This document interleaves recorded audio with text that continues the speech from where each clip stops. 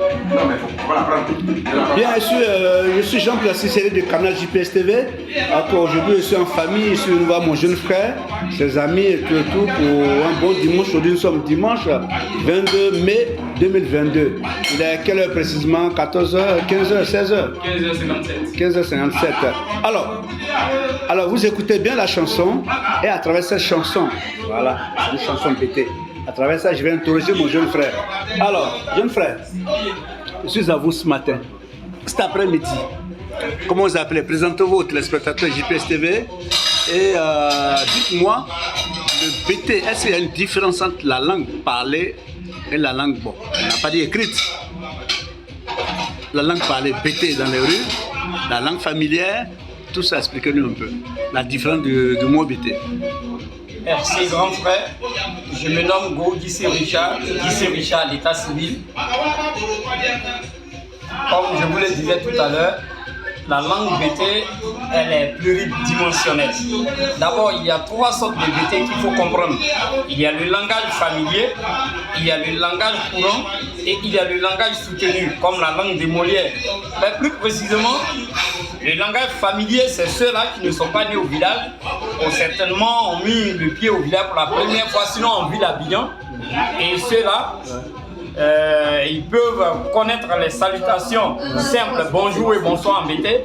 Il y a le langage courant qui est celui-là qui peut expliquer les choses plus ou moins, mais pas de façon approfondie. Maintenant, il y a le langage soutenu. Et ce langage soutenu, c'est dans ce langage qu'on retrouve les proverbes BT. Et à ce niveau, il faut faire recours à ceux qui ont fait véritablement le village, qui ont côtoyé, qui ont fréquenté les anciens du village. Notamment moi, j'ai fait le village, je suis né au village avant de venir dans. Vous êtes de quelle région? Je suis de la région de Gagnois, précisément, sous-préfecture de Guibérois. Et mon c'est où, en quelle république, en quel pays? La Côte d'Ivoire. Okay. La Côte d'Ivoire, je viens du centre-ouest de la Côte d'Ivoire. Ma préfecture c'est Gagnois, la sous-préfecture c'est Guibérois, mon canton c'est Gotivo et mon village c'est Begrewa. Je me nomme encore Gaudissé Richard. Voilà un peu ces précisions, elles sont importantes pour ceux qui ne fréquentent pas le village ou alors qui n'ont pas fait le pays. Je vous remercie. Oui, parce que la langue BT, ça peut s'apprendre aussi facilement, mais c'est une langue qui est très difficile. Bon, comme toute langue étrangère, il y a des phonétiques. Aujourd'hui, avec l'évolution de la technologie, il y en a qui l'apprennent par les écrits. Voilà, donc elle n'est pas aussi compliquée que ça. Il suffit seulement de fournir un peu d'efforts. On va y arriver, c'est tout.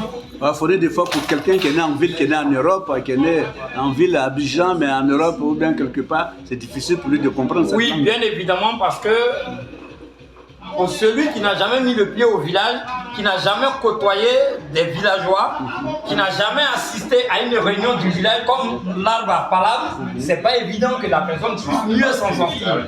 Par contre, alors l'arbre à palabre, qu'est-ce que ça veut dire? Voilà, l'arbre à palabre, autrefois dans les villages, c'était un pléau où les villageois se retrouvent. C'est comme, comment dirais-je, une grande salle où on règle les litiges de la ville. Autrement dit, dans le monde moderne, comme le tribunal, mais villageois. C'est ça l'arbre à palabre.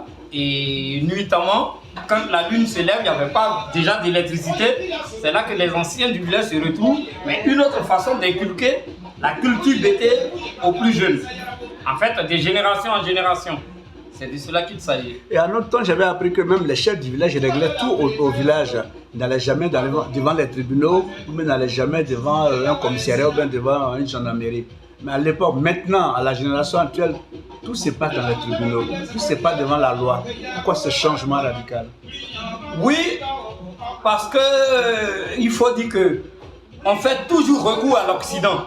Autrefois, on avait des valeurs intrinsèques que nous conservions.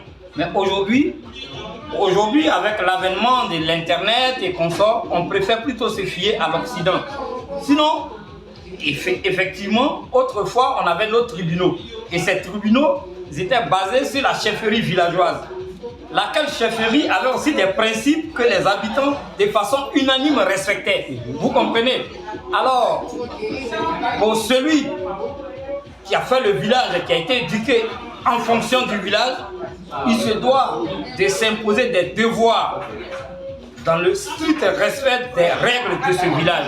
Donc on n'avait vraiment pas forcément besoin de faire recours à la ville, ni à un commissariat, ni à une gendarmerie pour pouvoir régler nos problèmes. La chefferie avait des secrets traditionnels qui nous permettaient de régler cela de façon unanime et on trouvait toujours des solutions durables et fiables. Okay. Alors pour les téléspectateurs de Canal JPS TV, quel conseil donnez-vous aujourd'hui à la jeunesse ivoirienne, mais précisément à la jeunesse BT? Quel conseil donnez-vous qu'ils fassent recours ou bien retour à la tradition ou bien qu'ils continuent dans leur bêtise humaine?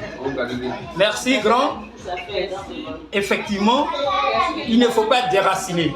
Aujourd'hui, on est en Europe, mais quand on prend les ouvrages, on nous parle toujours de la langue des Molières, laquelle langue aussi a ses principes. Et nous qui aspirions à avancer dans cette langue, on apprend les principes fondamentaux de cette langue. C'est de cette même façon, le BT également a ses principes. Alors, j'exhorte la jeunesse moderne BT à ne pas être déraciné. On peut être certes en Europe, mais on peut bénéficier de deux cultures, la culture occidentale et la culture BT. Parce qu'aujourd'hui, quand tu vois le petit blanc, on est chez eux, on est en Europe, on est en France. Mais le français, quand tu prends le breton, il a sa tradition. Quand tu prends un peu les Normands, ils ont leur tradition. Alors il ne faut pas être déraciné. Il faut faire recours au village. On ne vous demande pas d'aller certainement vous y installer définitivement. Mais il y a des valeurs intrinsèques que les anciens peuvent nous transmettre.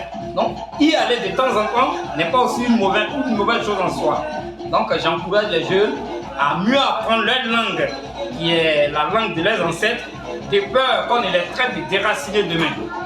Et les parents qui ont duré en Europe, qui ne veulent pas apprendre leur culture ni leur langue BT à leurs enfants, à leur progéniture, comment trouver ce comportement-là de ces parents-là, sous prétexte qu'ils ont fait 30 ans, 20 ans en Europe? Moi, je pense que ça, c'est le prototype du BT lui-même.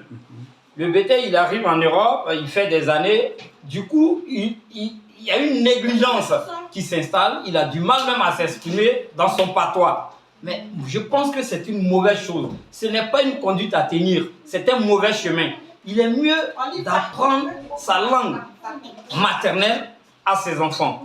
Qu'on veuille ou pas, comme on le dit chez nous, le morceau de bois aura tant duré dans l'eau, ne deviendra jamais caïman. On va beau rester en Europe, mais nous n'ignorons pas nos origines.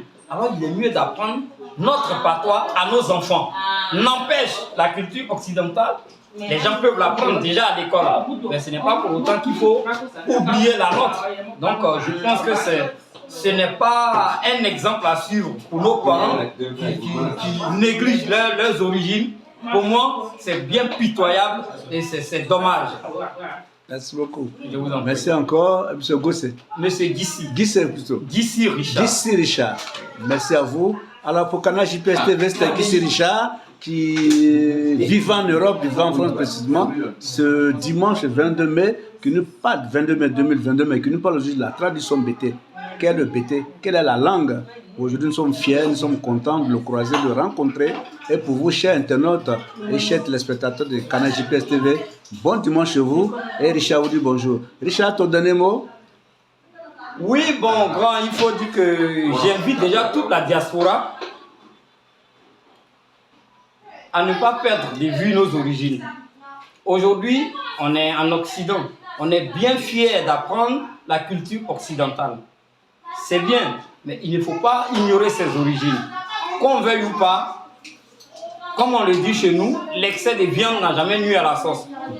Avoir la culture occidentale et avoir la culture africaine, ce n'est qu'un plus à gagner. Mais ne privilégions pas la culture occidentale au détriment de la nôtre. Merci. C'était une idée de Jean Placé, série pour Canal JPS TV. Salut, bon dimanche à vous. Ciao, ciao et à bientôt.